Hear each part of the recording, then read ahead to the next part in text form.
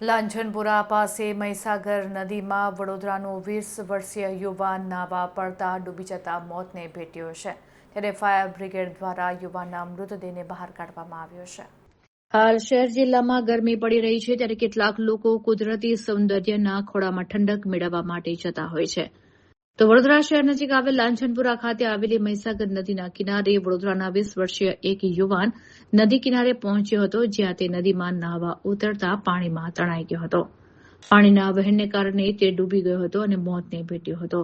આ બનાવને પગલે અરેરાટી ફેલાઈ ગઈ હતી। આ બનાવને પગલે ફાયર બ્રિગેડને જાણ કરવામાં આવતા ફાયર બ્રિગેડે મૃતદેહને બહાર કાઢ્યો હતો।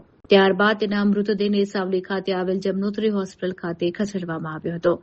ઊંડા પાણીમાં ગરકાવ થતાં મોત થયું હોવાનું જાણવા મળ્યું છે। ત્યારે ગઈકાલથી ચાલતી શોધખોળ બાદ આજે સફળતા મળી છે। ભારે જહેમત બાદ નદીમાંથી મૃતદેહને બહાર કાઢવામાં આવ્યો હતો। ત્યારે પોલીસે મૃતકનો કબજો મેળવી પોસ્ટમોર્ટમ માટે સાવલીની જમનોત્રી હોસ્પિટલ ખાતે ખસેડ્યો છે।